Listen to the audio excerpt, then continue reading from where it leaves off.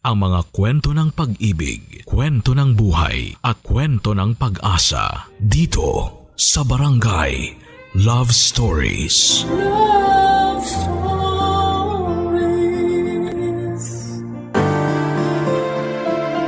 Minsan kung sino pa yung pamilya natin, sila pa ang mananakit sa atin. Pero pamilya rin ang magiging kakampi natin kapag pakiramdam natin nag-iisa na lamang tayo at sinusubok ng mundo. Ikaw kabarangay, gaano mo kamahal ang pamilya mo? Dear Papa Dudut, magandang araw po sa iyo at sa mga katulad kong panatiko ng Barangay Love Stories. Sa totoo lang ay araw-araw ko kayong tinututukan sa Barangay LS at minamarathon ang mga Barangay Love Stories na ina-upload ninyo online. Magkahalong saya, lungkot at gigil yung nararamdaman ko sa tuwing nakikinig sa mga kwento ng mga kabarangay natin. Pero ang pinaka gusto kong parte ay yung meron akong natututunan sa dulo ng bawat kwento.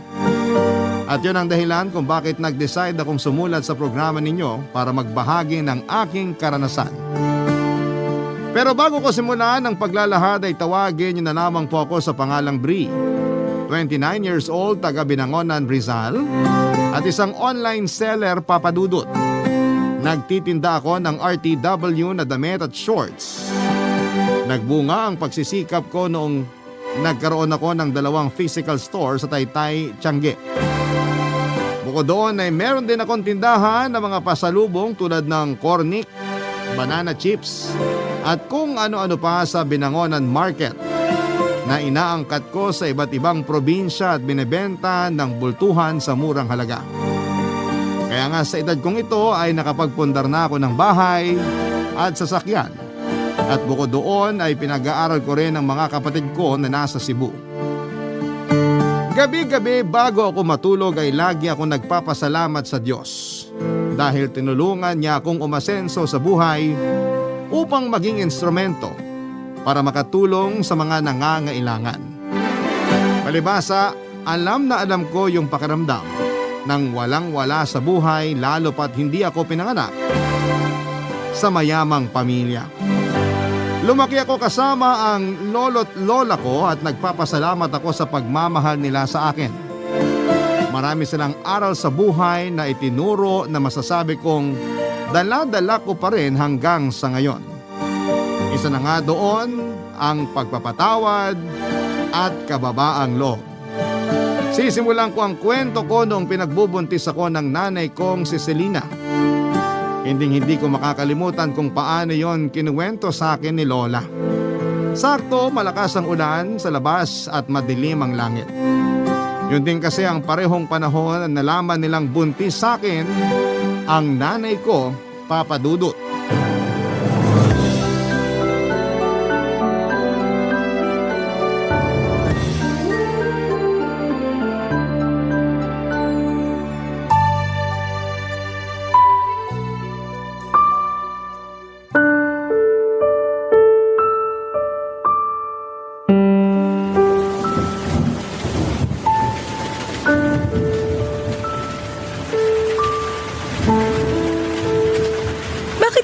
Sinabi sa amin ng tatay mo na buntis ka.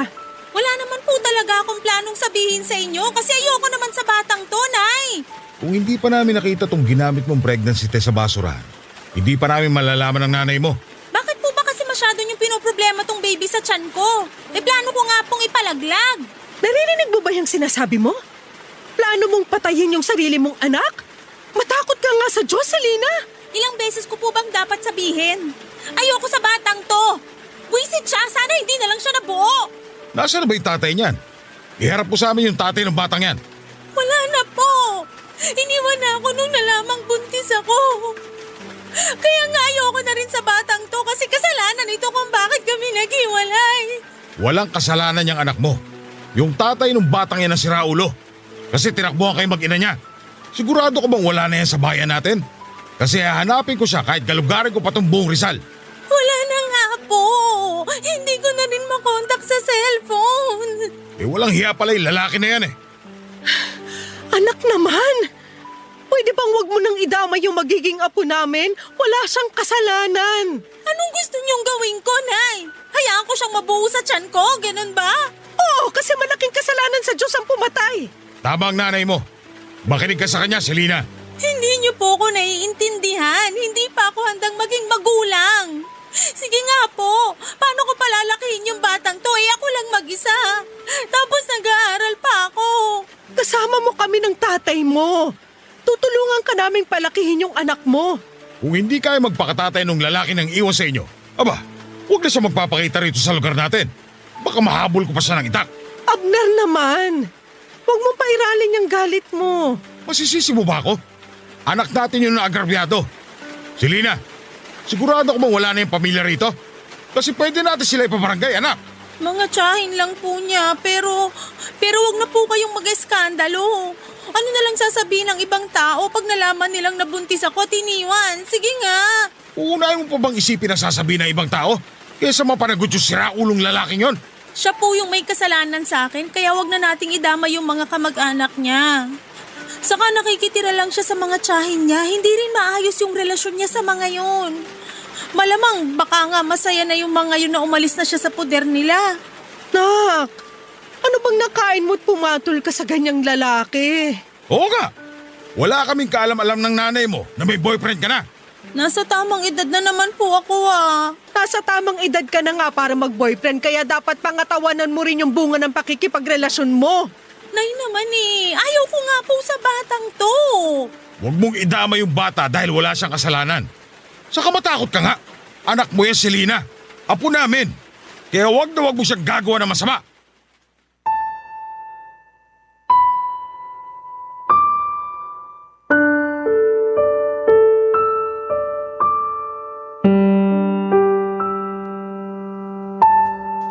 Papa Dudut, unwanted baby ako na plinanong ipalaglag ng sarili kong ina. Nung nalaman ko yon kay Lola ay hindi ko na napigilang mapaluha. Kahit na sinabi ko sa sarili ko na handa na akong malaman ang dahilan kung bakit ayaw sa akin ng nanay ko, ay masakit pa rin na ginusto niya akong mawala, Papa Dudut.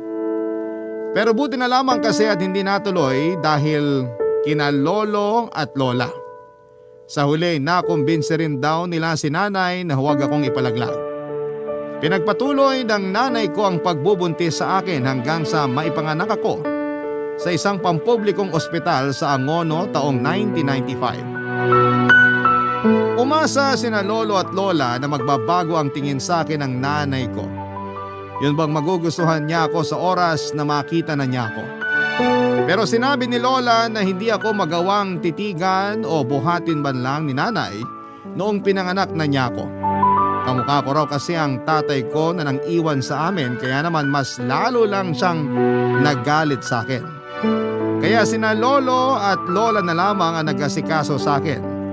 Dahil sa pagbubuntis sa akin ni nanay ay kinakailangan niyang huminto sa pag-aaral. Ayaw niya raw kasing maging tampulan ng tukso sa klase nila at isipin ng ibang tao na pariwara siyang babae. Graduating na sana siya sa kurso niyang business management pero naantala yon nang dahil sa akin. Kaya nga nung sumunod na taon ay nag-enroll ulit si nanay para tapusin ang kanyang pag-aaral, Papa Dudut.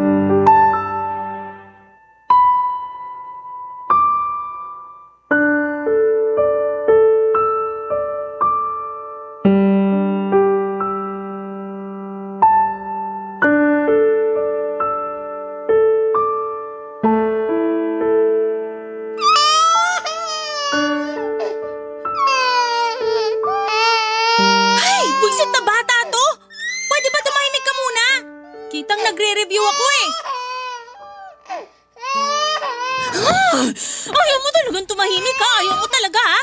Sige, halika. Dapat sa'yo tinatapon sa labas.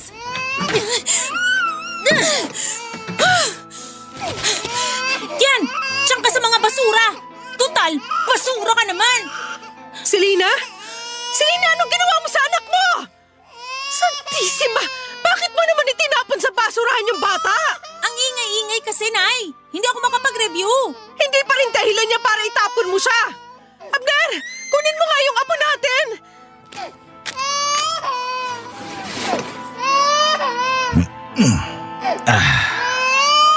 na apo, tahan na.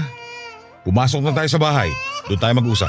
Sige na, Abner, mauna ka nang pumasok sa loob ng bahay. Ano bang pumasok sa kokote mong babae ka? Baka nakakalimutan mong anak mo yung batang yan. Anak ko nga pero di ko naman gusto. Kayo lang naman ni tatay yung nagpumilit na buhayin ko yan at ipanganak eh. Kahit makaunti wala ka talagang pagmamahal para sa anak mo. Wala po, tay. Sira Aray ulo ko ka naman, palang nay. babae Bakit ka niyo eh. po ako binatukan?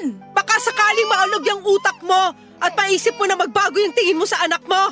Kahit na anong gawin niyo sa akin, kahit na batukan niyo pa ako uli, iuntog sa pader at paluin, hindi na magbabago tingin ko sa batang yan. Hindi ka namin pinalaki ng nanay mo para maging masamang ina sa anak mo. Pero ayaw ko nga po sa batang yan. Kayo lang naman ni nanay yung pilit ng pilit sa akin na gustuhin niya maingay na yan eh. Dapat kasi di nyo na yan dinampot dun sa basurahan. Baka sakaling may magka-interes sa kanya ng mga basurero. Hindi na talaga namin alam ang gagawin namin sa iyo ng tatay mo, Selena. Matakot ka nga sa karma, nak. Baka hindi mo na lang namamalayang bigla kang singilin sa mga pinagkagagawa mo sa sarili mong anak. Hindi po ako natatakot sa karma, Nay. Mabuti pa kami na lang mag-aalaga sa anak mo. Huwag mo na siyang lalapitan kasi kawawa lang siya sa'yo. Buti po naisip nyo yan. Kayo lang naman ni tata yung pilit ng pilit sa akin sa batang yan eh. Ayoko nga po dyan. Kahit siguro anong mangyari, kahit tumanda na ako, hindi ko pa rin yan magugustuhan. Kasi para sa akin, malas sa buhay ko yung batang yan. Buisit, napakaingay pa. Mag-ingat ka sa mga sinasabi mo dahil baka bumalik sa iyo kamalasang yan. Saka hindi malas tong anak mo. Kasalanan mo rin naman kung bakit nabuntis ka na maaga. Kasi maaga ka rin lumande. Anong sabi nyo, Tay? Abner naman, huwag mo namang sabihin yan sa anak mo. Ba't di ko sasabihin, Iska? Namumuro na yung anak mo. Hoy, Selena, naturinga ka pa naman nag-aaral pero parang wala kang pinag-aralan. Simple pagrespeto nga sa amin ng nanay mo, nakakalimutan mo. Napakatikas ng ulo mo. Hindi ka marunong makinig kapag pinagsasabihan. Tapos ngayon na nagbunga yung pagiging suwail mo, biglang hindi mo na kaya at ayaw mo ng pangatawanan tong anak mo. Ayusin mo yung ugali mong yan. Kung ayaw mo, palayasin kita sa pamamahay na to. Palalayasin niyo ako, Tay? Aba, bakit hindi?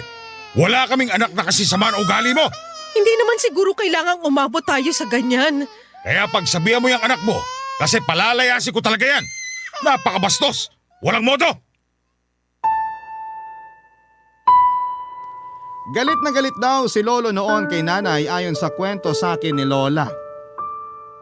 Ewan daw ni na Lolo at Lola kung anong elemento ang sumapi sa nanay ko para ilabas ako ng bahay at ilapag kasama ng mga basura. Yun daw yung mga tipo ng pag-uugali o kilos na tipong nababasa lamang ni Lola sa mga kwento. Masyadong mainit ang tagpo ng eksenang yon ayon kay Lola.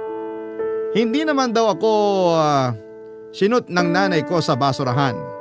Ipinatong niya lamang ako sa may basura na nasa gilid ng pinto sa labas ng bahay.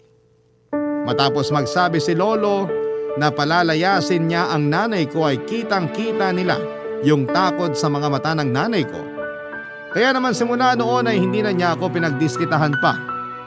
Pero mas naging overprotective sa akin ng lolo at lola ko at hindi na rin nila pinapalapit sa akin si nanay. Kung ako ang magkakaanak ay hindi ko magagawa sa anak ko ang ginawa sa akin ng nanay ko. Kaya nga hanggang ngayon ay hindi pa rin ako makapaniwala kung paano niya naatim. Naitapon sa basurahan na para bang hindi niya kadugo at hindi nanggaling sa sinapupunan niya ng 9 na buwan. Buti na lamang to the rescue ulit sina lolo at lola. Kaya wala namang nangyaring masama sa akin noon. Iyak ako ng iyak nang ikwento sa akin ni Lola kung ano nga ba ang mga nangyari noon. Pero lagi rin niyang sinasabi na huwag magtatanim ng galit sa sarili kong ina dahil masama yon. Pagkalipas nga ng 1 taon ay nakagraduate na si nanay at sobrang saya ni na lolo at lola dahil sa wakas ay nagbunga na ang paghihirap nila sa pagpapaaral sa nanay ko. Nagdesisyon si nanay na magtrabaho sa Cebu noong nakatanggap siya ng job offer doon. Agad siyang nag-asikaso ng requirements para makalipad papunta doon. Nangako siya kina lolo at lola na magbabakasyon pa rin sa amin para dalawin ako, Papa Dudut. Pero hindi yon natupad dahil lingid sa kaalaman namin. Paraan niya lamang pala yon upang tuluyan na akong iwanan sa poder ng mga lolo at lola ko ng mga panahong yon, Papa Dudut. Barangay Love Stories. Barangay Love Stories. Papa Dudut, bagaman wala akong tatay at kinalakihang nanay ay hindi naman nagkulang sa pag-aalaga at pagmamahal sa akin sina lolo't lola. Walang araw simula nang dumating ako sa buhay nila na hindi nila ako tinuring na mahalaga. Para sa akin ay hindi ko lang sila lolo at lola. Sila na rin ang kinilala kong mga magulang. Malungkot na hindi na ako binalikan ng nanay ko pero hindi naman ako nagtanim ng galit sa kanya. Inisip ko na lamang na balang araw ay maaalala niyang may anak siya at balikan niya at babalikan niya rin ako. Nagpapadala pa rin naman ng pera si nanay sa amin para may panggastos kami. Doon din kinukuha ang pambaon ko sa eskwelahan at pambili ng damit at gamit tuwing pasukan. Pero hindi na talaga siya umuwi pa sa bahay namin. Lagi ko noong naririnig na pinakikiusapan ni Lola si nanay kapag kausap niya sa cellphone na umuwi naman sa amin sa Binangonan para makita ako. Pero laging nagdadahilan si nanay na busy siya sa trabaho niya. Kapag sinasabi ni Lola na kausapin man lang niya ako ay mabilis na napuputol ang linya ng tawag at napapabuntong hininga na lamang si Lola. Pag nangyayari yon ay palihim akong umiiyak sa CR namin. Tapos maghihilamos ako ng mukha para hindi halata. Mahabang panahon ko nang hindi nakikita si nanay, Papa Dudut. Noong 18 years old na ako, kundi dahil sa iilang litrato ni nanay sa bahay, ay hindi ko na maaalala ang mukha niya. Masasabing naipon ng husto ang pagkasabi ko sa kanya. Kahit alam ko na hindi niya ako gustong makita, ako naman ay gusto ko pa ring makita ang nanay ko at mayakap siya kung pahihintulutan niya. Papa Dudut, isang araw ay mayroong binalita sa akin si Lola na labis na nagpasabik sa akin.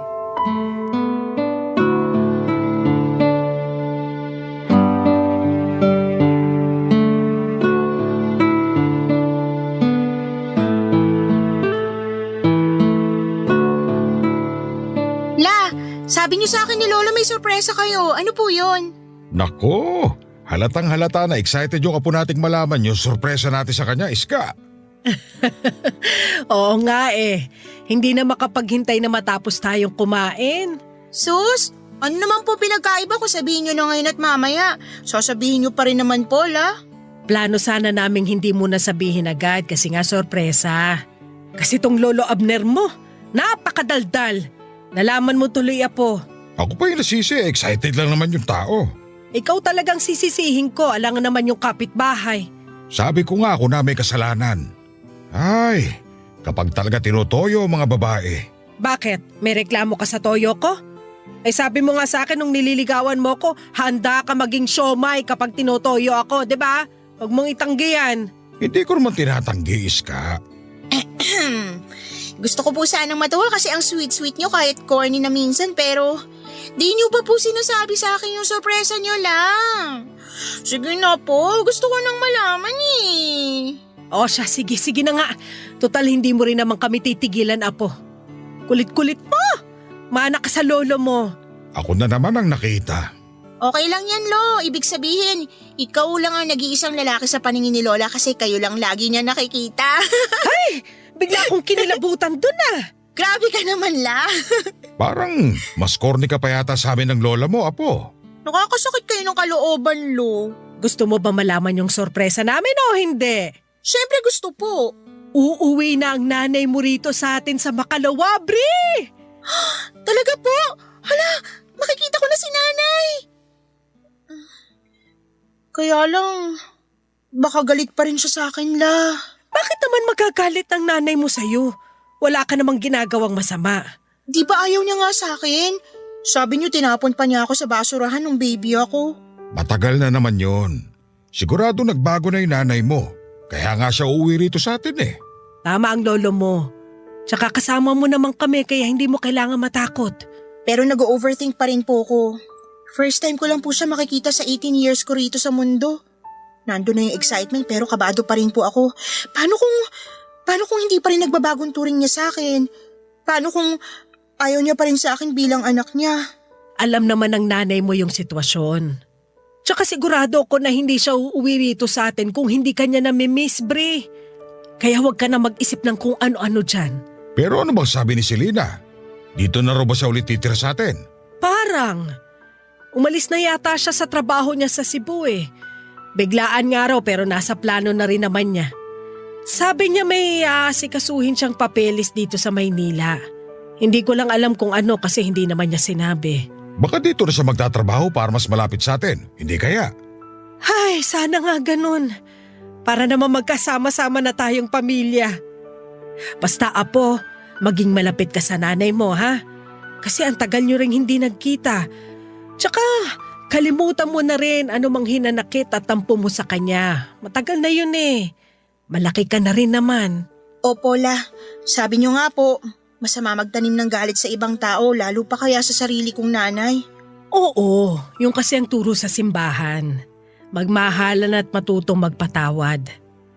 Basta, paghandaan mo ang pagdating ng nanay mo. Iparamdam mo sa kanya kung gaano ka kasabik sa kanya at kung gaano mo siya kamahal. Papa Dudut, tama naman si Lola. Laging turo sa mga misa sa simbahan ang pagmamahalan at pagpapatawad. Kaya nga yung lahat ng tampo at hinanakit ko sa nanay ko ay agad na nawala nung nalaman kong uuwi siya sa bahay namin. Excited ako at hindi ko na nga mahintay yung araw na sa wakas ay magkikita na kami ng personal. Sa Facebook ko lang kasi siya ini-stalk at hindi pa niya sinisin yung mga message ko sa Messenger. Pero iniisip ko na lamang na baka busy siya sa trabaho niya lalo na managerial ang posisyon niya. Excited din sina lolo't lola dahil sa wakas ay makikita na nila ang anak nila. Alam ko kasi kung gaano sila nangulila sa nanay ko. Kaysa isang anak kasi nila, si nanay. Dumating na nga yung araw ng pag-uwi ni nanay sa bahay. Galing pa akong school noon kasi may klase kami nung araw na yon. Nagmamadali akong umuwi sa amin at halos madapa na nga ako kasi tinakbo ko talaga. Lalong lumapad ang ngiti ko noong marinig ko ang boses ng nanay ko habang inaalis ko yung sapatos ko sa may pinto. Pero agad na napalitan ang pagtataka at kaba yung ngiti at excitement ko nang unti-unting luminaw sa akin ang pinag-uusapan nila ng lolo at lola ko, Papa Dudut.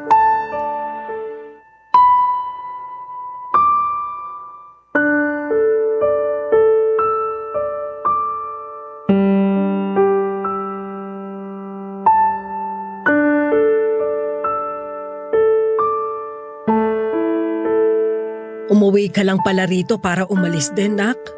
Akala ko pa naman dito ka na sa bahay uuwi. Sasamahan mo na kami ng anak mo. Oo, inyo naman, Nay. Saka anong gagawin ko rito? Sige nga. Huwag kang ganyan magsalita sa nanay mo, Selena. Akala pa naman namin nagbago ka na, pero bastos ka pa rin.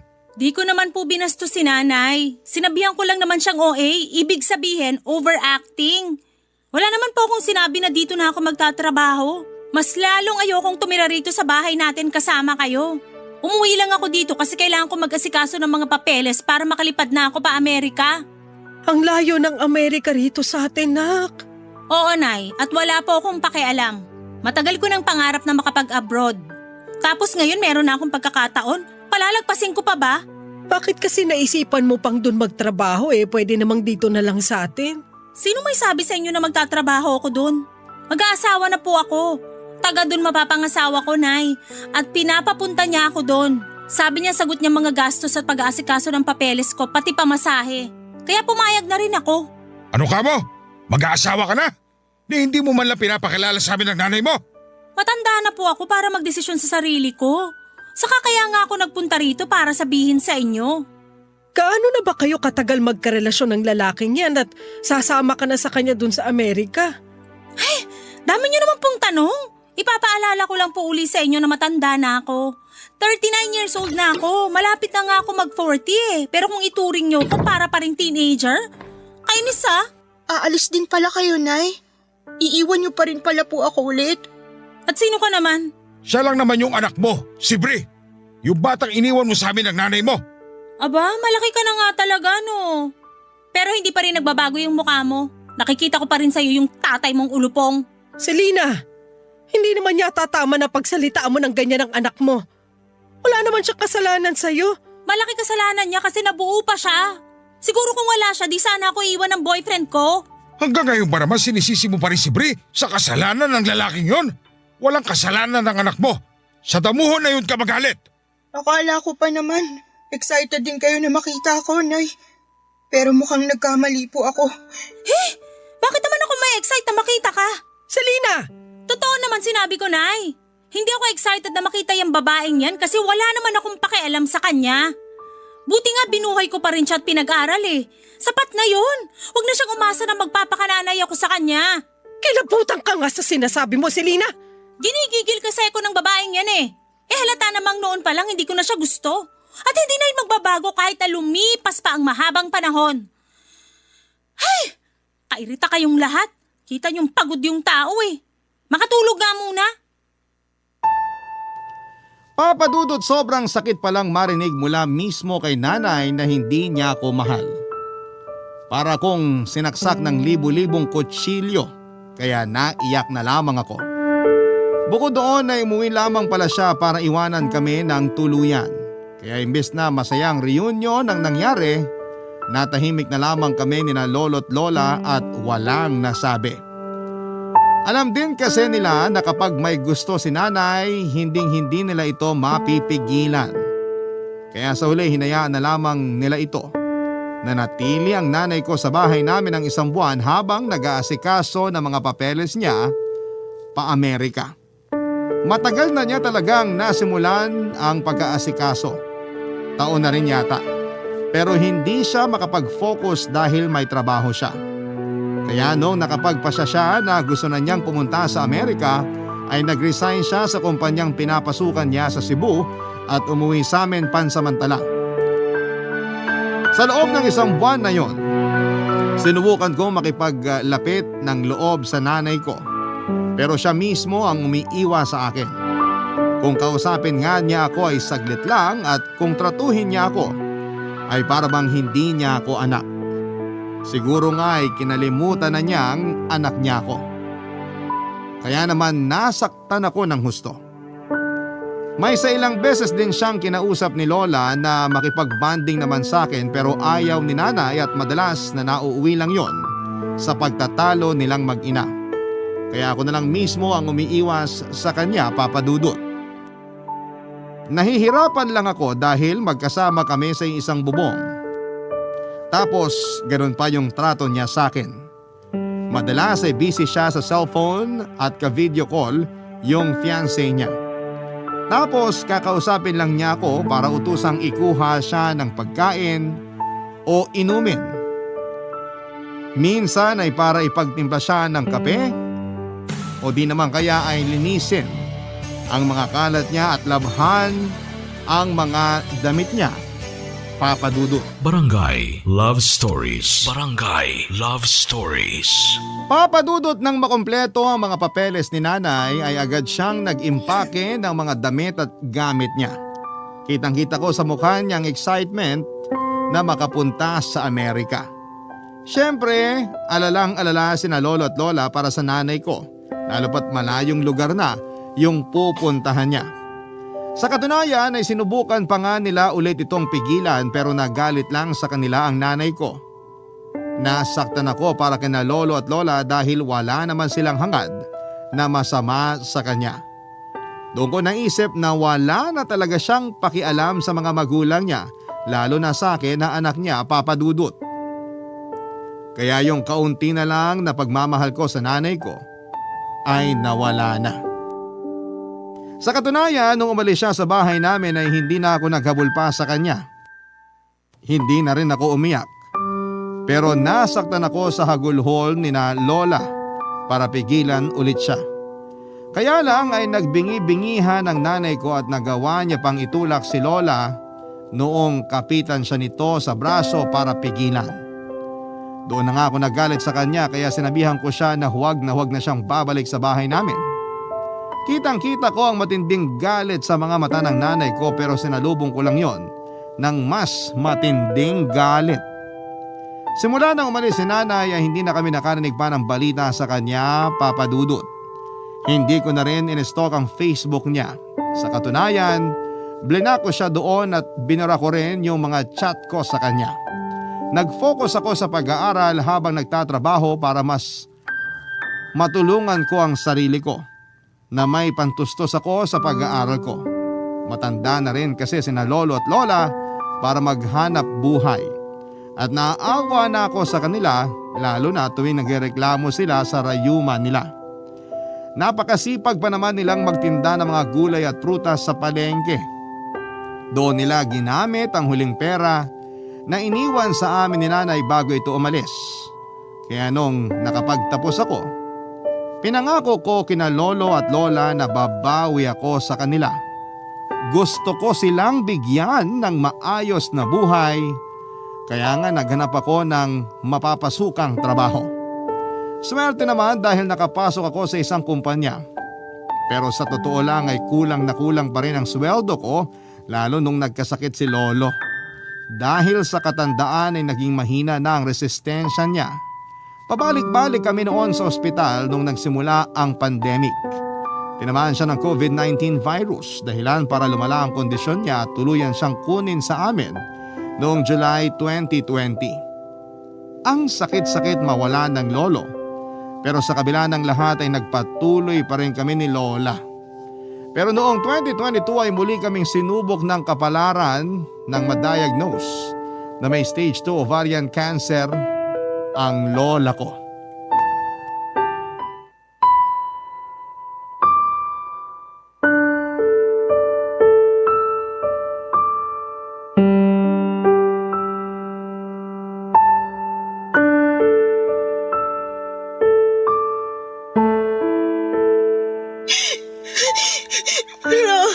Huwag niyo po akong iwan. Hindi ko po kakayanin kung pati kayo mawawala sa akin. Matanda na ako, Apo. Hinang-hina na rin ako. Baka nga hindi na ako abuti ng umaga. Kaya hayaan mo na ako magbilin sa'yo. Ayoko magbilin kayo kasi parang niyo na rin sinabing mawawala na nga kayo sa akin agad. Hindi niyo po ba narinig ang sinabi ko? Hindi ko pa kaya. Kamamatay lang ni Lolo, halos magdadalawang taon pa lang na. Anong gusto mong gawin ko? Diyos na rin yung may gusto na magpahinga ko. Tignan mo, nagkasakit pa ako. Kaya nga ipapagamot ko kayo na. Pumayag na kasi kayo. Hindi na rin kakayanin ng katawan ko yung gamutan.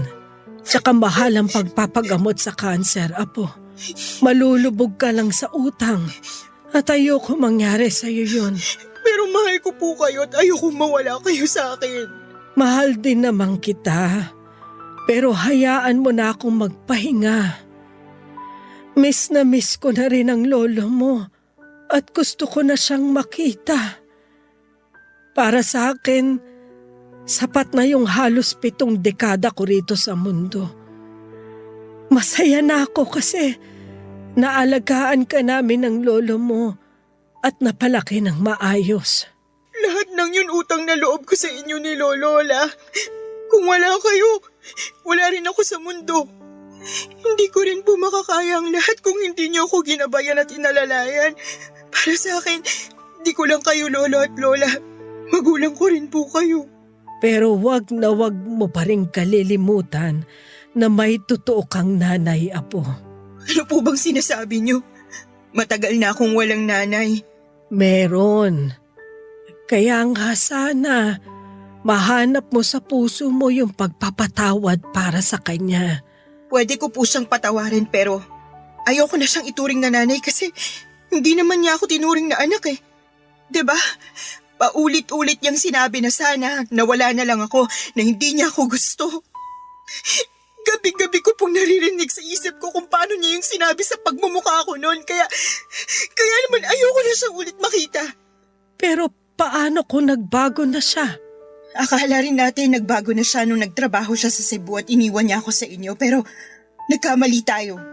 Ngayon pa kaya na ang layo na ng narating niya, kaya paligurado, hindi niya na tayo naaalala.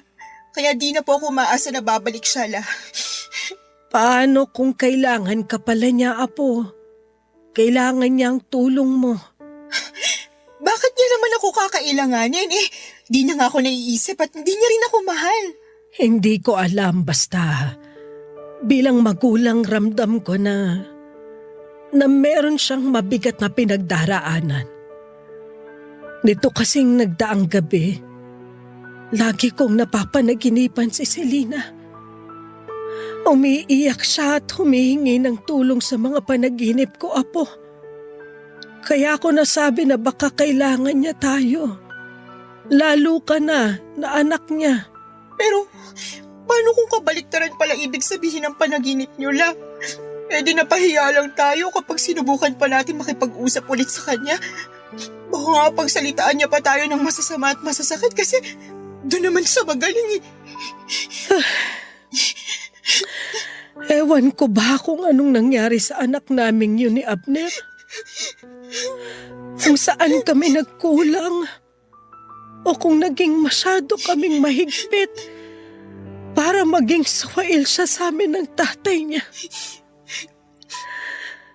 Simula nung umalis siya sa bahay, walang araw na hindi namin siya inisip. At hanggang sa huling sandali ng lolo mo, hinahanap niya sa akin ang nanay mo.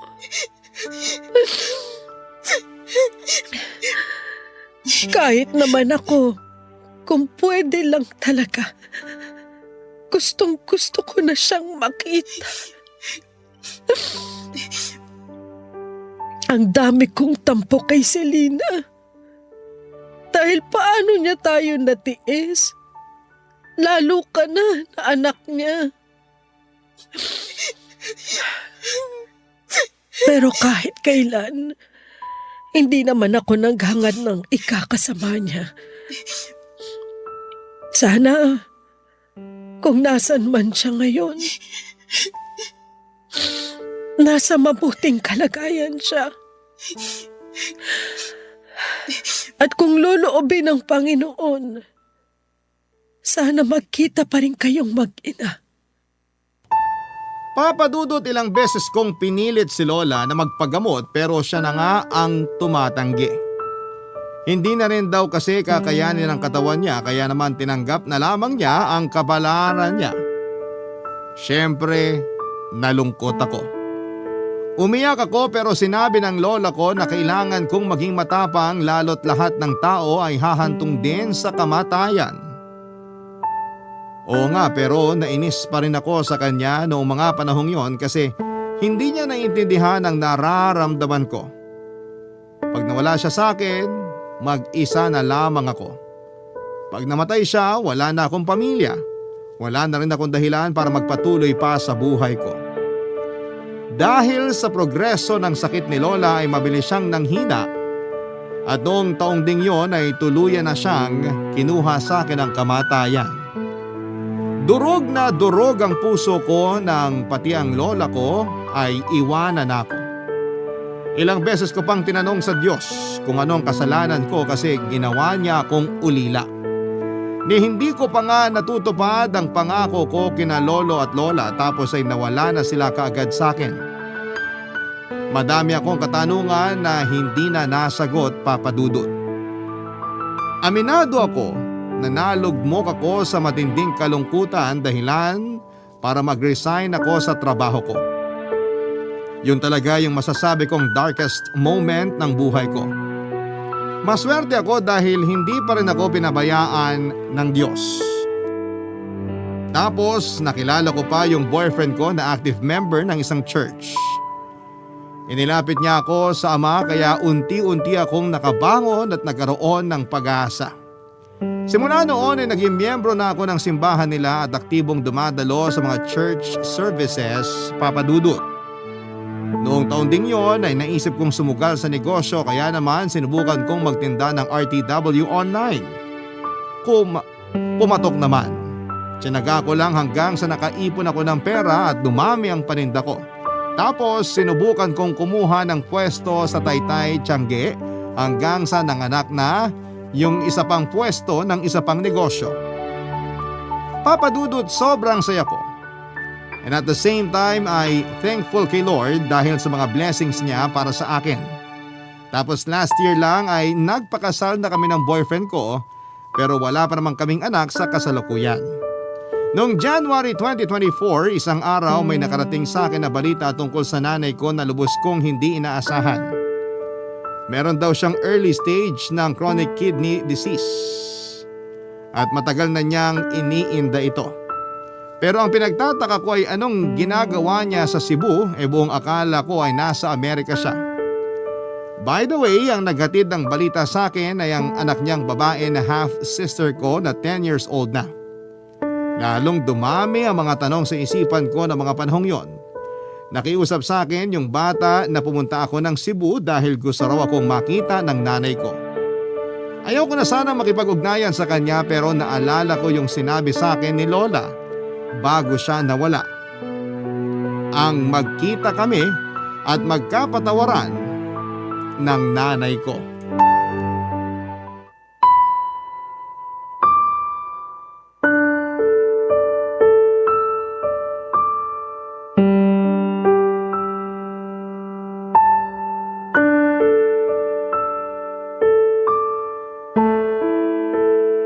Nak, akala ko hindi ka na makukumbinsi ng kapatid mo na puntahan ako rito sa Cebu.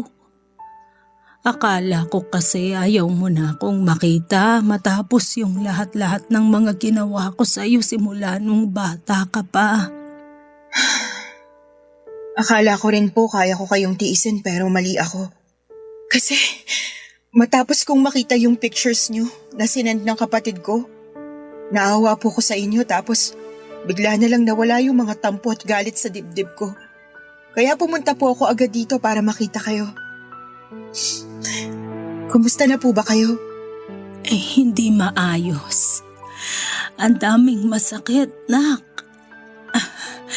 Kahit puro na lang higa yung ginagawa ko, hindi pa rin ako makapagpahinga. Hirap din akong matulog sa gabi kaya pagod na pagod ako sa umaga. Buti na nga lang nandyan yung dalawa mong kapatid. Inaasikaso nila ako. Hindi ko kasi talaga kaya kung ako lang. Mahirap po talaga pag ganyang may sakit. Oo. Wala rin akong ganang kumain. Kasi pakiramdam ko, masama sa akin lahat ng kakainin ko. Kaya po kayo lalong nanghihina kasi di kayo kumakain, Nay. Ewan ko. Pero naisip ko na baka karma ko na to kasi naging masama akong anak at nanay sa'yo. Kumusta na pala sina nanay at tatay? Bakit di mo sila kasama? Tungkol po sa bagay na yan. Huhulaan ko. Kasi matanda na sila. At ang alam ko may takot sa matataas na lugar si nanay. Kaya di mo talaga mapapasakay sa eroplano yon. Mahihiluhin din yon. Wala na po sila ni Lolo, Nay. Ha? Ano bang sinasabi mo dyan? Patay na po sila. At hindi ko man lang alam. Anong klaseng anak ako? Ang sama-sama ako. Nay, kumalma po kayo. Baka makasama sa inyo yung pag-iyak niyo eh. Hindi ko lang kasi mapigilan. Pakiramdam ko napakawalang kwentang anak ko kasi hindi ko man lang naalala yung mga magulang ko. Namatay sila na hindi man lang ako nakakahingi ng tawad sa kanila, anak. Namatay po si Lolo noong 2020 dahil sa COVID-19. Si Lola naman po noong 2022 dahil sa ovarian cancer. Ayaw niya na rin magpagamot kasi raw matanda na sila. Pero bago sila nawala, hinahanap nila kayo pareho, Nay. Miss na po nila yung kaisa-isa nilang anak. Miss na miss ko na rin sila. Pero hindi ko na sila makikita pa. Sigurado akong galit na galit sila sa akin. Hindi po. Hindi na sila galit sa inyo kasi matagal na nila kayong napatawad. Napatawad ko na rin kayo kasi tama si Lola. Nanay ko pa rin kayo. At mahal ko po kayo. Mahal na mahal din kita, anak. Patawarin mo ako sa mga nagawa ko sa'yo. Patawarin mo ako kasi ngayon lang ako nagkalakas ng loob na makipag-usap sa'yo. Naduwag kasi ako. Natakot na baka hindi mo ako mapatawad. Pero kinumbinsi ako ng mga kapatid mo na subukan ka pa rin nilang pakiusapan, nakausapin ako. Yun na lang kasi yung tanging hiling ko bago man lang ako bawian ng buhay. Hindi pa po kayo mamamatay, Nay. Huwag po muna kasi ngayon na lang ulit tayo nagkasama eh.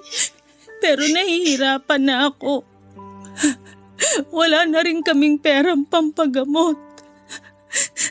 Nalubog na rin kami sa utang at naubos lahat ng ipon ko. Hirap na kami, nak. Awang-awa na rin ako sa mga kapatid mo. Ang babata pa nila para maulila sa ina. Kaya nga po, lumaban po kayo. Huwag na po kayo mag-alala dun sa gamutan niyo kasi ako na po ang bahala, Nay. Kahit naman paano, may negosyo ako. At wala pa rin naman kaming anak ng asawa ko kaya maaalagaan ko pa po kayo. Basta wag po muna kayong sumuko, Nay. Kasi gusto ko pa kayo makasama ng matagal eh. Gusto pa rin naman kitang makasama ng matagal, nak. Gusto kong bumawi sa mga panahong hindi ako nagpakananay sa'yo. Kaya lumaban po kayo kasi marami pa po tayong gagawin na magkasama. Kasama yung mga kapatid ko. Ngayon na wala na sina lolo at lola, akala ko wala na rin akong pamilya. Pero hindi pa rin po ako pinabayaan ng Diyos kasi dinalik niya kayo sa buhay ko para maging pamilya ko. Kaya ang saya-saya ko po, Nay. Masaya rin ako, nak. Salamat. Salamat kasi nagkita tayo uli. Kung alam mo lang na kinasabikan ko yung araw na to. Yung araw na makahingi ng tawad sa'yo. Pinapatawad ko na po kayo, Nay. Kaya dapat magpalakas po kayo, ha? Papa Dudut, ikinuwento ni nanay na hindi na natuloy yung kasal nila ng fiancé niya sa Amerika matapos itong atakihin sa puso 3 araw pagdating ni nanay doon. At dahil hindi naman siya pumunta doon para magtrabaho ay kinailangan din niyang umuwi sa Pilipinas pagkatapos ng libing. Sobrang gulo daw ng isipan ni nanay noon at hiyang-hiya rin siya sa amin kaya hindi na niya nakuhang umuwi pa sa bahay para magpakita. Nagstay daw siya sa kaibigan niyang taga Maynila at pumasok sa pinagtatrabahuhan nitong hotel bilang housekeeper. Doon niya nakilala ang tatay ng mga anak niya na tubong Cebu. Nung nabuntis siya ay umuwi sila sa probinsya nito sa Argao para doon na manirahan. Doon na rin pinanganak ang pangalawa nilang anak pero 5 buwan pa lang yung baby ay naaksidente yung kinakasama niya matapos itong mabagsakan ng hollow blocks sa ulo nang mapadaan ito sa isang ginagawang gusali. Nakomatos pa raw ito ng 1 linggo bago binawian ng buhay. Simula noon ay sinanay na ang nagtaguyod sa 2 niyang anak. Nagtinda siya ng street food sa mga eskwelahan at gumawa ng mga doormat at naglalako ng balot sa gabi bago siya nagkasakit at tuluyang huminto sa pagtatrabaho. Sobrang sakit na marinig lahat ng pinagdaanan ni nanay. Kaya nga pinangako ko sa sarili ko na gagawin ko ang lahat para pagaanin ang buhay nila, Papa Dudut. Sa kasalukuyan ay nasa Binangonan, Rizal na sina nanay at ang 2 ko pang kapatid. Tuloy-tuloy ang pagpapagamot ni nanay at masaya ako kasi kinakikitaan namin ng progreso ang katawan niya. Pinabalik ko rin sa pag-aaral yung dalawa kong kapatid at sinabihan sila na hanggat nabubuhay ako ay pagtatapusin ko sila ng kolehiyo. Kahit na masakit yung pinagdaanan ko sa kamay ng sarili kong ina. Iba yung sarap sa pakiramdam. Noong natuto akong magpatawad, mas magaan sa dibdib at mas masaya ako ngayon na magkakasama na ulit kami. Hanggang dito na lamang po ang sulat ko at maraming salamat sakaling mapili po ninyong i-air ang kwento ng buhay ko. Sana po ay kinapulutan po ito ng aral at inspirasyon ng mga kabarangay natin. God bless and more power po sa Barangay LS 97.1 at sa Barangay Love Stories. Ang inyong forever, kapuso at kabarangay, Bree. Nagustuhan ng iyong napakinggan? Ituloy yan via live stream sa www.gmanetwork.com/radio. Barangay LS 97.1 forever. Barangay Love Stories. Love stories. Dear Papa Dudut, sumulat po ako dahil sa gusto kong maging aware ang mga tao sa sinasabi nila about sa ibang tao. Dahil alam naman nating lahat na nasa nature na natin ang pagiging mapanghusga. Na hindi natin alam ay nakakasakit at nakasasama na pala sa ibang tao. Aminin man natin o hindi ay walang taong hindi judgmental. May iba't ibang paraan din tayo kung paano natin yon sinasabi o pinapakita. Diyan din nga pumapasok yung mga backhanded compliment o yung mga papuri na hindi naman talaga papuri. Hindi naman masamang isatinig natin ang ating opinyon kung meron tayong nakikitang hindi kaaya-aya sa ating paningin. Pero may kasabihan nga na think before you speak. Isipin muna nating mabuti ang sasabihin natin sa ibang tao. Dahil ang maling paraan ng ating pananalita ay maaaring magbunga ng hindi maganda. At dito ko na nga po sisimula ng kwento ng aking pinagdaanan mula sa mga mapanghusgang mga tao.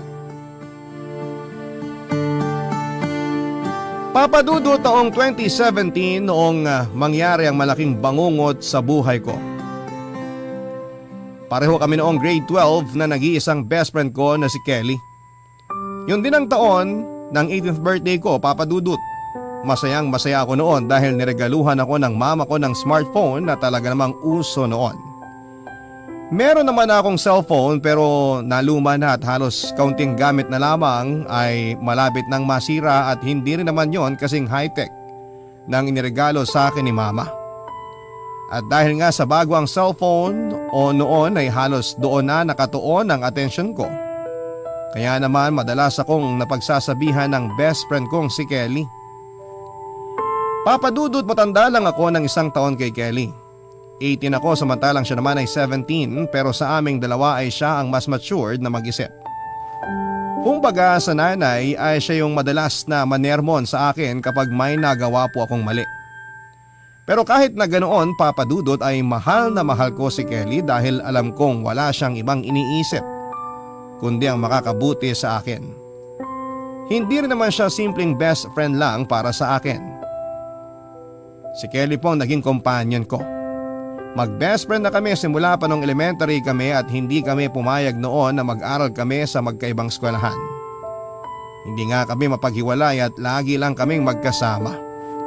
Mas mahaba ang oras na magkasama kesa sa ibang tao ang kasama namin or family namin. Pero hindi naman against ang pamilya namin sa friendship na meron kami. Dahil para na nga talaga kaming magkapatid. Isa pa ay mababait naman kaming mga bata noon at never naming binigyan ng sakit ng ulo ang mga magulang namin. Outstanding student din kasi kami, Papadudot, pero sa aming dalawa ni Kelly ay siya ang mas matalino. Pero kahit na ganoon, Papadudot, ay ni minsan ay hindi ko naramdaman na inferior ako sa kanya. Humble kasi si Kelly at mabait. Isa pa ay magkasundo kami sa halos lahat ng bagay. Not until nahati ang focus ko sa pag-aaral at sa cellphone dahil napapadalas na ang pagpo-post ko ng mga dance videos ko noon sa social media. Noon pa man Papa Dudut ay mahilig na akong sumayaw pero sadya talagang walang hilig sa akin ang sayaw. Hindi naman kasi ako binayaan ng talent sa pagsasayaw pero kahit na gano'n ay itinuloy ko ang hilig ko dahil doon ay masayang masaya ako sa ginagawa ko. Pero halos doon na nga nauubos ang oras ko at wala na rin akong time na makipag-bonding kay Kelly. Lagi nga kaming magkasama pero nakatuon lang ang atensyon ko sa cellphone ko kaya naman madalas ay napagsasabihan po ako ni Kelly. Sa pag-alala na baka mapabayaan ko daw ang pag-aaral ko.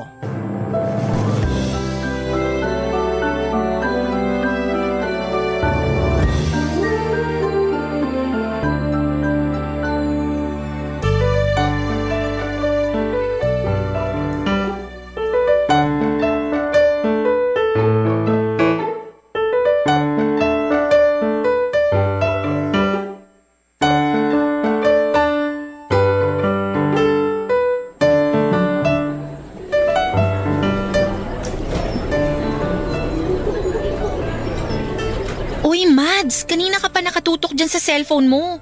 Nakikinig ka ba? Kanina pa ako dito dada, hindi ka naman sumasagot. Ha? Ano nga ulit yung sinabi mo? Ay nako, sabi na hindi ka nga nakikinig. Ano ba kasi yun? Ang sabi ko, maghanap tayo ng magandang place para makapag-review. Kaso gusto ko nga sana yung may sineserve na coffee or tea para relaxing. Ikaw ang bahala kung saan mo gusto. Tinatanong nga kita. Baka may suggestion ka na magandang spot para makapag-review tayo. Mag-search ka na lang kaya sa internet. Tapos pag may napili ka na, sabihin mo na lang sa akin. Ay, pwede bang mamaya na muna kasi ang kaka-cellphone mo? Nag-uusap tayo pero hindi ka naman nakafocus. Wait lang kasi. Chill ka lang, okay? Ano ba kasing pinagkakaabalahan mo dyan? Kanina ka pa dyan eh. Inaayos ko lang tong bagong account ko rito sa dance app. Trending to eh. Gusto ko lang itry. Sus, kala ko naman importante na. Para saan ba kasi yan? Ito oh, social media platform. Alam mo, Mads, di naman sa tutol ako sa gusto mong gawin. Pero di ba dapat nagpo-focus ka muna sa studies mo? Focus naman ako ah. Maganda naman ang performance ko sa class. Matataas din ang grades ko. Ano pa bang focus ang kailangan kong gawin? Ang ibig kong sabihin, i-pursue mo yung gusto mo kapag nakatapos na tayo ng pag-aaral. Dapat nagre-review na tayo. Magre-review naman tayo ah. Wala naman akong sinabing hindi. Paano nga kasi lagi kang nakatutok sa cellphone mo? Napapansin ko masyado ng mahaba ang oras mo sa pagsi-cellphone kesa sa pag-aaral mo. Ayan ka na naman, Kelly eh. Sinesermonan mo na naman ako. Di kita sinesermonan, okay? Sinasabihan lang kita. Alam ko naman ang ginagawa ko. Ang sa akin lang, baka mapabayaan mong pag-aaral mo. Hindi yan. Kailan ba ako nagpabaya sa pag-aaral ko? Sige nga. Ay. O ano, di ba? Hindi ka makasagot? O siya, sige na. Basta mag-promise ka na hindi ka magpapabaya sa studies natin. Promise ko sa'yo yan. Sabay tayo nag-graduate. Papa Dudut, matapos ang pag-uusap namin yon ni Kelly ay hinayaan na niya ako sa gusto kong gawin. Kaya naman nagkaroon na ako ng pagkakataon talaga namang bumahan ng views at likes ang mga videos ko. Kaya naman nag-post pa ako ng mga videos hanggang sa mayat maya na nga akong nagpo-post, lalo na kung break time namin sa klase. Or anumang oras na libre ako at walang ginagawa. Nawala na nga rin sa loob ko noon na ilang araw na lang pala ay final exam na namin para sa second grading. Pero kampante ako dahil nag-review naman ako kasama si Kelly. Pero inaamin ko, Papa Dudut, ay wala akong gaano naintindihan sa mga ni-review namin ni Kelly dahil nga sa sobrang focus ko sa pag-iisip sa kung ano ang bago kong ipopost. Hindi ko na lang sinabi noon kay Kelly dahil alam kong magagalit siya sa akin. Si Kelly pa naman yung tipo ng tao na kapag may mali akong nagawa ay talagang ipo-point out niya hanggang sa magtanda ako. Minsan nga ay nainis na ako pero dahil sa best friend ko siya at kilala ko siyang strict pagdating sa pag-aaral ay nakikinig na lamang ako.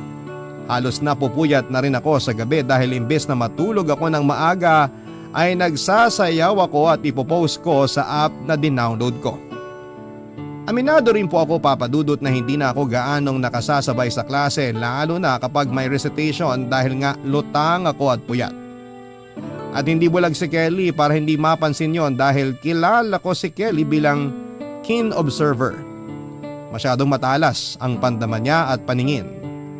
Madalas din ang memorya niya kaya nga siya nabansagang living book ng mga teachers namin noon.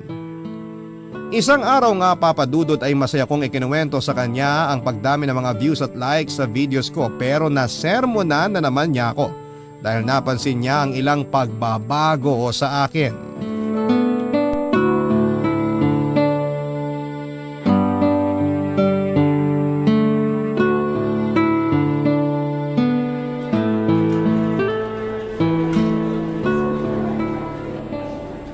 Kelly, tingnan mo oh.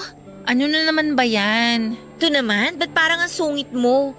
Tingnan mo lang to. Ang daming views tsaka likes ng mga videos ko sa dance app. Talaga? Congrats kung ganun. Oh, ba't parang hindi ka naman masaya para sa akin? Masaya ako, may iniisip lang ako. Ganun ba? Oh, anyway, iniisip ko nga kung anong susunod na sasayawin ko eh. Grabe na-excite na tuloy ako. Maghinay-hinay ka muna. Malapit na ang exam natin. Baka nakakalimutan mo. Pwede ka naman mag-post ulit ng video after ng exam natin eh. Ano ka ba, Kelly? Huwag ka nga masyadong mag-alala sa exam. Kayang-kaya ko yun. Nag-review naman tayo, di ba? Oo nga, nag-review tayo. Pero mas maganda na kasing di preoccupied ng kung ano-anong bagay ang isip mo during the exam para mas makapag-focus ka. KJ naman eh. Sinasabi mo bang wag muna ako mag-post? O eto na oh, dumarami na yung subscribers ko. Ang dami-dami naghihintay ng next post ko. Masaya ako para sa'yo sa totoo lang. Pero nag-aalala ako at the same time. Ba't ka naman mag-aalala? Eh paano, hindi ka na ganun ka-active sa mga recitations natin at lagi ka ring late magpasa ng mga assignments. Napapansin ko rin na nagkaroon ka na ng eye bags. Baka mamaya nagpupuyat ka lang naman kakasayaw. Ito na naman siya. Grabe. Huwag ka mag-alala. Ayos lang ako. Tsaka huwag mo masyadong inaalala yung exam. Makakapasa ako. Magtiwala ka lang sa akin. Kailan ba ako bumagsak, ha? Sige, sabi mo yan na. Basta hindi ako nagkulang ng paalala sa'yo. Pag naman talagang bumagsak ka, sasabunutan talaga kita. Chill! Ang mabuti pa, tulungan mo na lang ako mag-isip ko anong sasayawin ko. May malay ko ba dyan? Alam mo namang di ako sumasayaw. Try mo kaya mag-download nito. Follow mo ako tapos support mo na rin ako. Masasayang lang naman ang oras ko dyan eh. So ayaw mo akong suportahan. Sige na, magda-download na ako. Tampo ka naman dyan agad eh. Yun naman pala eh. Tatanggi ka pa eh, hindi mo rin naman ako matitiis. Thank you, best friend.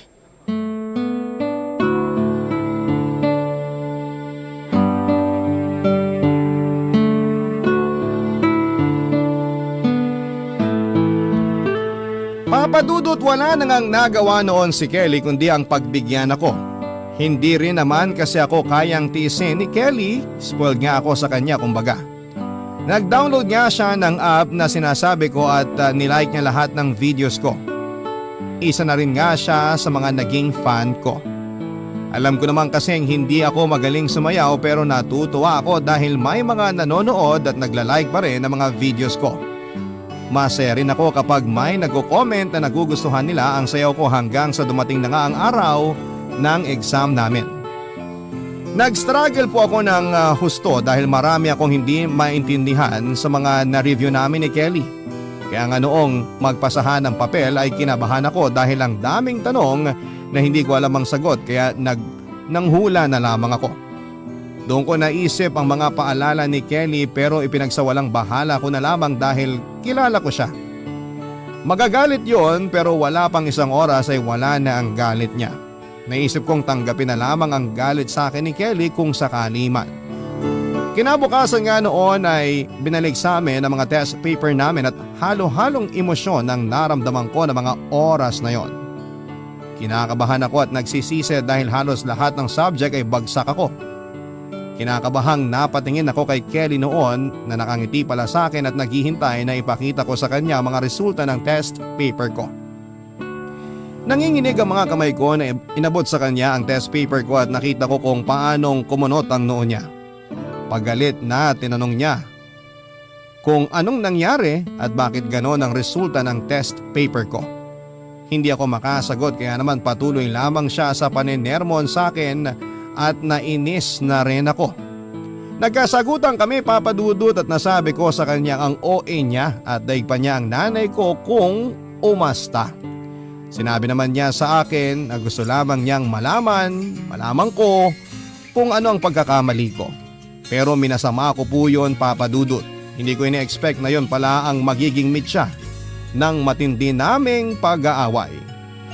Bagay na labis kong pinagsisihan Papa Dudut dahil sa ayokong mag-away kami ng best friend ko. Barangay Love Stories. Barangay Love Stories. Sa upuan ay hindi namin nililingon ang isa't isa. Masama pa rin kasi ang loob ko sa kanya dahil sa mga sinabi niya sa akin. Pabaya daw ako at mas inuuna ko pa mga walang kwentang bagay. Aware naman po ako na napabayaan ko talaga ang pag-aaral ko pero ang hindi ko po matanggap ay noong sabihin niyang walang kwenta ang pagsasayaw ko. Alam kong hindi po ako kasing galing ng ibang mga dancers na nagpo-post sa app na yon pero doon po ako masaya at hilig ko ang pagsasayaw. Naniniwala din po ako na tamang practice lang ay magiging magaling din po ako.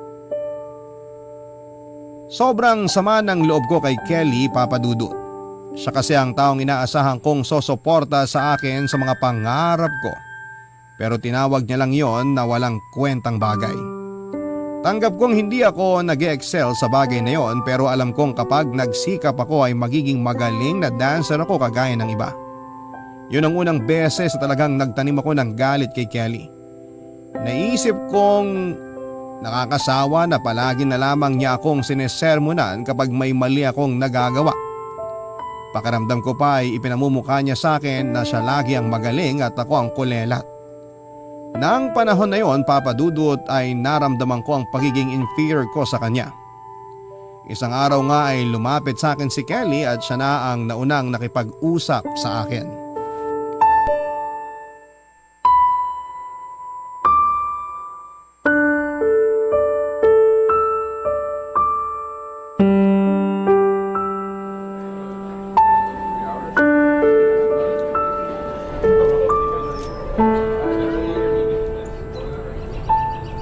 Mads, pwede ba tayong mag-usap? Tungkol saan? Sa pagkakatanda ko, wala naman tayong dapat pag-usapan.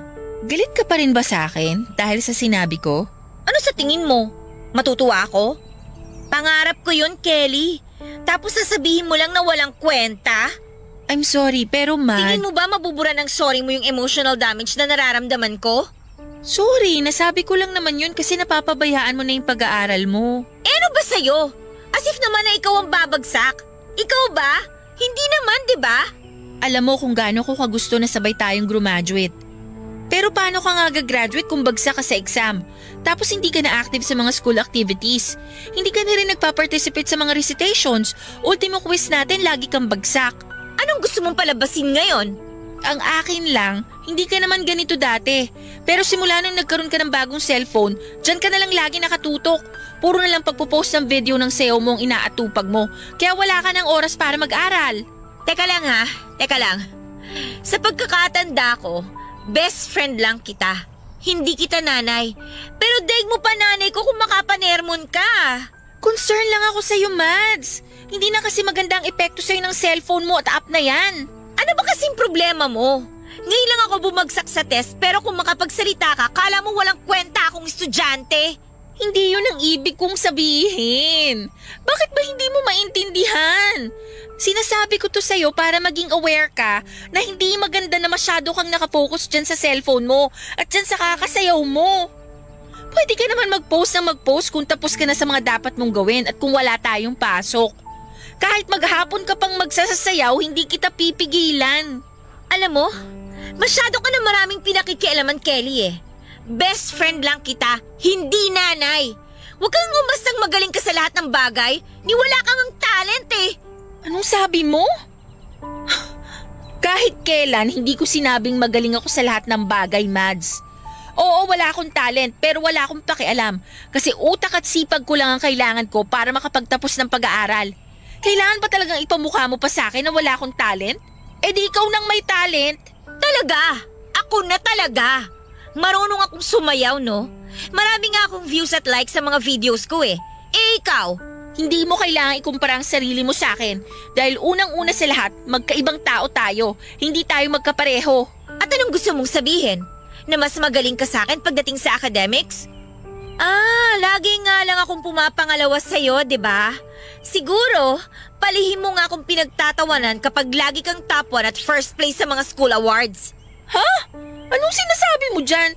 Kahit kailan hindi ko naisip yan. Kung top 1 man ako, yun ay dahil pinagsikapan ko yun. At ako, hindi ba ako nagsisikap?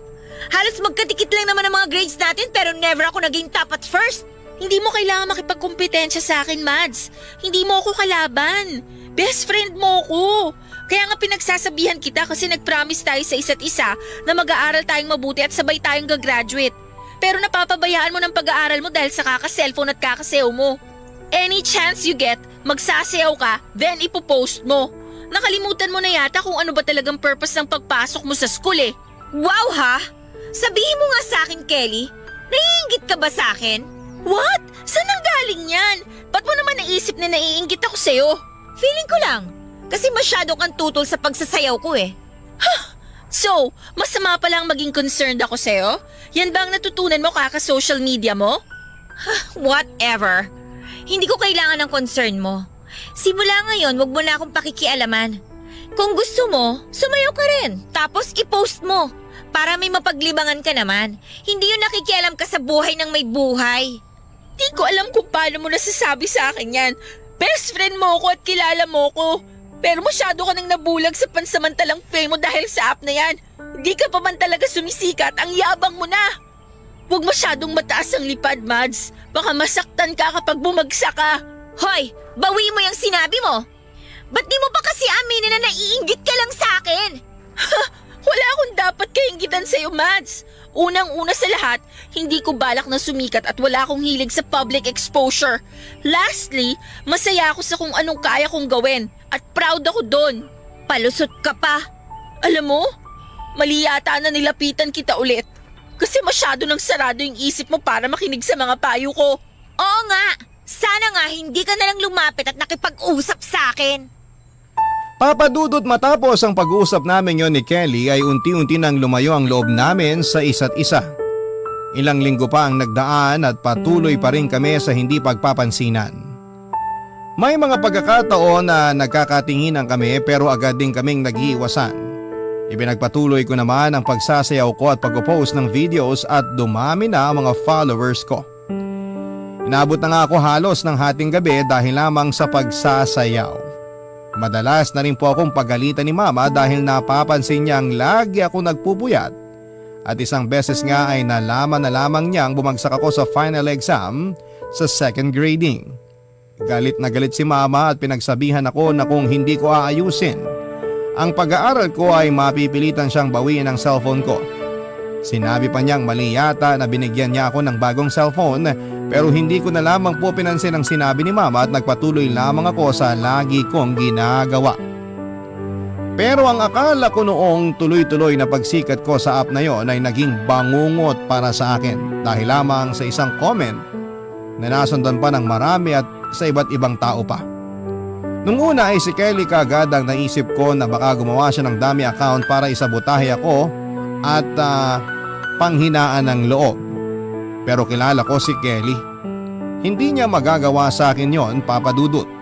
Masakit para sa akin ang mga nababasa kong mga comments. Ang sabi kasi doon ay ang lakas daw po ng loob ko na mag-post ng videos ko habang sumasayaw. Hindi naman daw ako marunong sumayaw, matigas daw ang katawan ko at parang tanga daw ako kung sumayaw. Napaiyak ako at kinain ng matinding hiya noong mabasa ko po mga komento, Papa Dudut. Hanggang sa dumami na nga po ang mga comments. Nagkaroon nga po ako ng bashers. At totoo na nga po ang pambabash. Todo-todo na ang mga sinasabi nila laban sa akin. Papa Dudut, sobra po akong na-depress dahil doon kaya naman nawala na rin po ako ng ganang pumasok dahil nahihiya akong humarap sa mga kaklase ko na friend ko sa school at lalong lalo na kay Kelly. Alam kong in-unfollow na ako ni Kelly pero hindi ko maiwasang mahiya dahil sa mga nasabi ko sa kanya at mga paalala niya sa akin. At dahil nga hindi na ako pumapasok sa school ay nag-worry ng husto ang mama ko at tinanong kung may problema ba ako. Pero hindi ko masabi sa kanya ang problema ko at bigla-bigla na lamang po akong maiiyak noon kapag tinatanong niya ako. Halos hindi na rin po ako lumalabas ng kwarto ko noon at nawalan din po akong ganang kumain. Dinibdib ko ng husto ang pambabash sa akin. Dadalaman ako ng pagkain ni mama noon sa kwarto ay hindi ko po yun kinakain at pinapabayaan ko lamang na mapanis. Dahil nga po sa mga nangyari, Papa Dudut, ay tumigil na ako sa pagpo-post ng mga videos. Pero kahit na hindi na ako nagpo-post ay tuloy-tuloy pa rin po ang mga bashers ko sa pagkukomento ng hindi maganda. Nakakahiya daw ang ginagawa ko at feeling ko raw siguro ay ang galing kong sumayaw. Doon ko na po napagpasyahan na burahin na ang account ko sa pagbabaka sakali na tumigil na sila. Pero hanggang sa personal na social media account ko ay mini-message pa rin nila ako at pinagtatawanan. Tinamaan na raw ba ako ng hiya kaya ako nag-delete ng account. Kaya pati personal account ko ay dine-activate ko na, Papa Dudut. Halos mabaliw na ako sa sobrang hiya noon. Gusto ko lang namang sumikat pero hindi sa ganong paraan. Isang araw nga ay nagpunta sa amin si Kelly at narinig ko po ang pag-uusap nila ni Mama.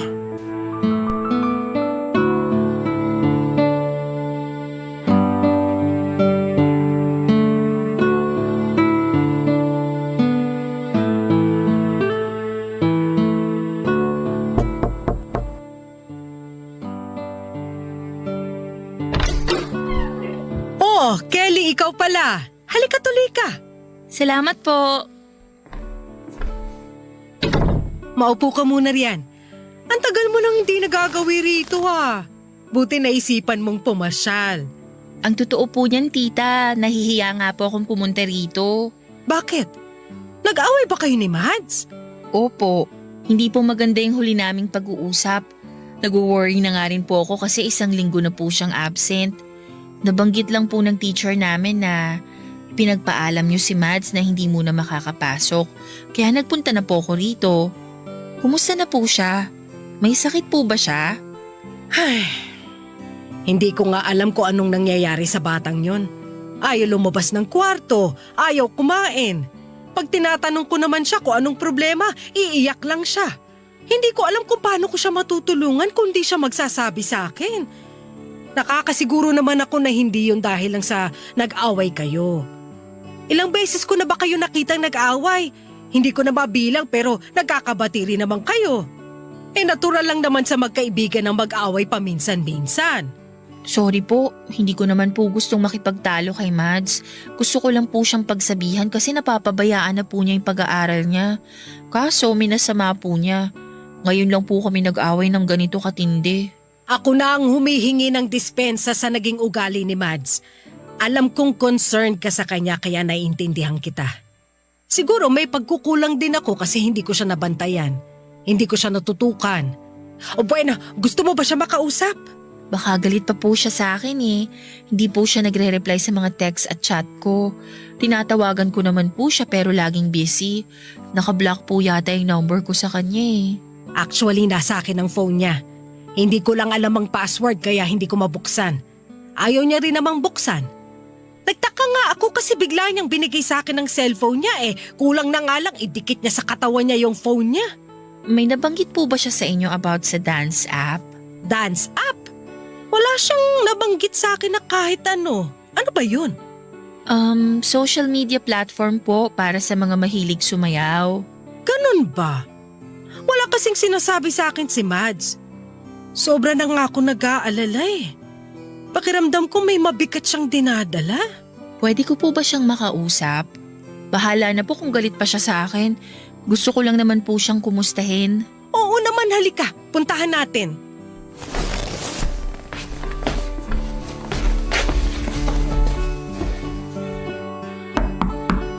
Anak, nandito si Kelly. Gusto ka raw makausap. Tulog po yata siya, tita. Hindi. Kakahatid ko lang ng pagkain niya kanina bago ka dumating.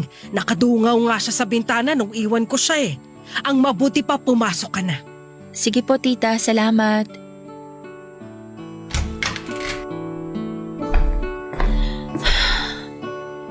Mads, kumusta ka na? Anong ginagawa mo rito? Di ka kasi pumapasok kaya pinuntahan na kita. May sakit ka ba? Wala akong sakit. Ayoko lang pumasok. Wala akong gana. Bakit nga? Ganun ba katindi yung galit mo sa akin para hindi ka na pumasok? Ayaw mo na ba akong makita? Oh, ba't ka umiiyak? Ano bang problema? Sabihin mo na sa akin. Sorry, Kelly.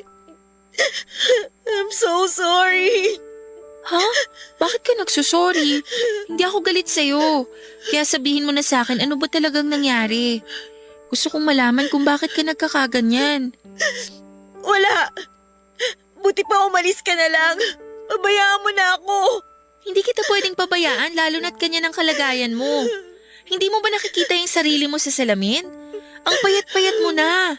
Ang laki pa ng eye bags mo. Natutulog ka pa ba? Alam ko may problema ka kaya sabihin mo na sa akin. Paano kita matutulungan kung hindi ka mag-open up sa akin? Ayoko na, Kelly. Wala na ako mukhang ihaharap sa mga nakakakilala sa akin. Bakit nga? Sabihin mo na sa akin. Best friend mo ko, diba? Umalis ka na lang, Kelly. Huwag mo na akong pakialaman. Hindi ako aalis dito hanggat hindi ko nalalaman kung bakit ka nagkakaganyan. Ba't ba ang kulit mo? Ayoko nga magsalita eh. Umalis ka na lang. Huwag ka nang babalik dito. Kalimutan mo na mag-best friend tayo. Mads naman eh. Ano sabi eh? Alis! Papa Dudut, narinig ko pa noon na humingi ng sorry si Mama kay Kelly bago ito umalis dahil sa inaasal ko. Matinding hiya kasi ang naramdaman ko habang kausap ko si Kelly. Ramdam ko yung sincerity niya at concern niya sa akin pero totoo nga ang sinabi niya na nabulag ako sa panandaliang kasikatan kaya minamasama ko ang pag-aalala niya sa akin. Naging mayabang ako kaya iyon ang naging karma ko, ang magkaroon ng mga bashers. Minasama ko lahat ng mga payo at paalala sa akin ni Kelly kaya naman ganon ang nangyari sa akin. Sobrang nahihiya ako sa lahat ng masasamang salitang nasabi ko sa kanya. Ang gusto ko lang naman ay mapabuti ako.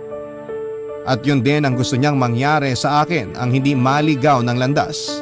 Pero bumitaw ako sa kanya at nagpatangay sa maling agos dahil lamang sa kagustuhan kong maging isang sikat.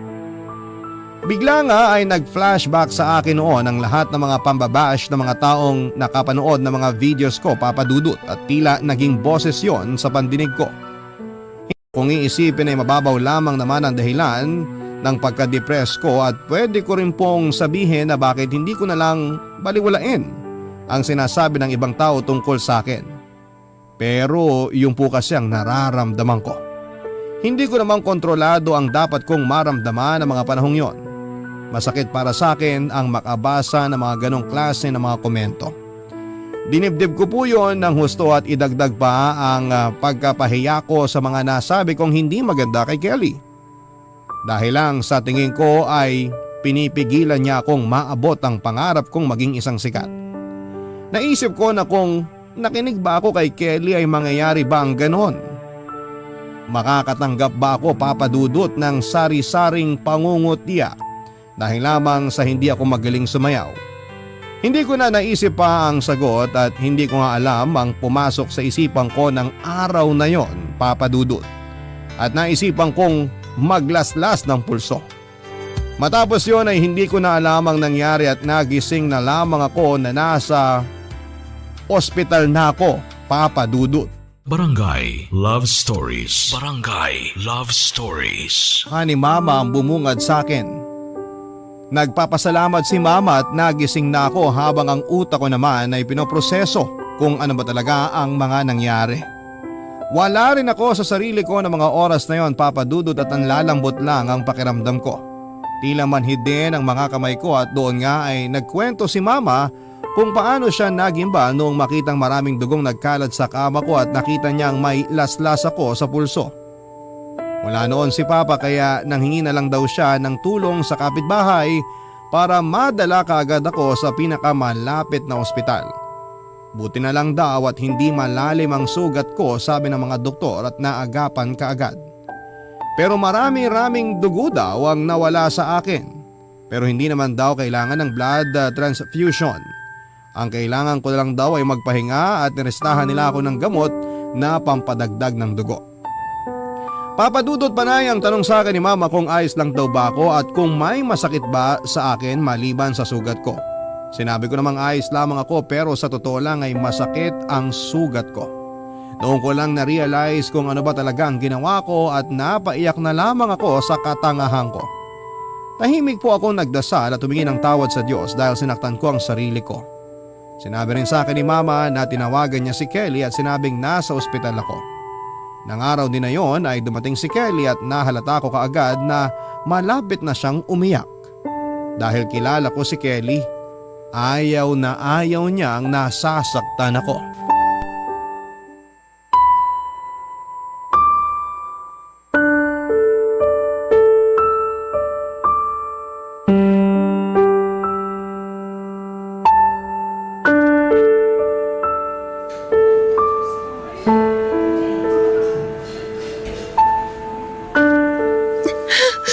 Mads! Maiwan ko na muna kayo, Kelly. Ikaw na munang bahala kay Mads. Mag-usap kayo. Opo, tita. Mads, labas muna ako sandali, ha?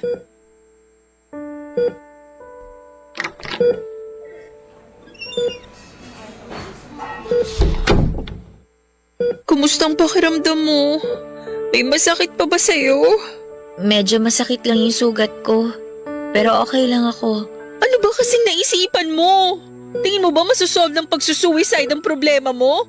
Hindi, Mads. Nagkasala ka pa sa Diyos dahil sa ginawa mo. Alam ko, humingi na ako ng tawad sa kanya. Hindi ko alam kung ano bang pumasok sa isip ko at nagawa ko yun. Hindi ko talaga alam, Kelly. Hindi ko talaga alam. Shh! Tama na. Ang importante, ligtas ka na. Pinakaba mo ako, Nakala ko mawawala ka na sa akin. Sorry, Kelly, Sorry kung hindi ako nakinig sa'yo. Ano ba talaga kasing nangyari? Anong problema para magawa mong mag-suicide? Wala na ako mukhang ihaharap sa'yo at sa mga nakakakilala sa akin. Bakit nga? Ang dami kong naging basher sa dance app after natin mag-away. Binabash nila ako kasi hindi naman daw ako magaling sumayaw. Ang tigas-tigas daw ng katawan ko. Masyado din daw makapal yung mukha ko para mag-post ng video. Buti nga raw hindi pa ako namamatay sa kahihiyan. I'm sorry, Kelly. Kasi naisip kong ikaw yun at nagpanggap ka lang na ibang tao. Sorry. Ha? Yes, nag-aaway tayo. Pero never kong magagawa sa'yo yun. Kilala mo ako, Mads. At saka bakit hindi mo sinabi sa akin agad na binabash ka na pala? Eh di sana natulungan kita. Sana nasolusyonan agad natin at hindi mo na kailangan pang umabot sa ganito. Hindi ko masabi sa'yo kasi nahihiya ako sa'yo Pagkatapos sa mga nasabi ko sa'yong hindi maganda, hindi ko deserve ang tulong mo, Kelly. Ano ka ba, Mads? Alam mo namang mas importante ka kaysa sa nararamdaman ko. I will always put you first. Nakakasama lang ng loob. Best friend mo ko, pero hindi ka man lang humingi ng tulong sa akin. Gustong-gusto kong lumapit sa'yo, pero natatakot ako na baka ipagtabuyan mo lang ako. Natatakot ako na baka sabihin mo sa akin na bagay lang to sa akin kasi naging mayabang ako. Hindi, Mads. Naiintindihan ko kung saan ka nang gagaling. Pakiramdam ko lang wala akong kwentang kaibigan kasi hindi kita nagabayan at napigilang tumawid sa maling daan. Inabayaan kitang masira. Wala kang kasalanan, Kelly. Ako lang talaga tong matigas ang ulo. Sobra-sobra na mga paalala mo sa akin pero hindi ako nakinig. Ipinilit ko yung gusto ko at hindi ko ginawa yung tama. Hindi ka nagkulang sa akin. Ako yung nagkulang sa friendship natin. Muntik ka nang mawala sa akin dahil sa pagiging selfish ko. Hayaan mo na. Wala na sa akin yun. Wala namang may gusto sa nangyari. Ang importante lang, ayos ka na.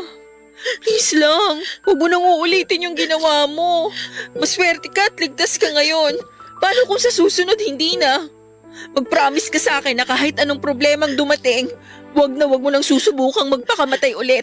Kasalanan yun sa Diyos at hindi pagpapakamatay ang solusyon sa mga problema. Oo, Kelly.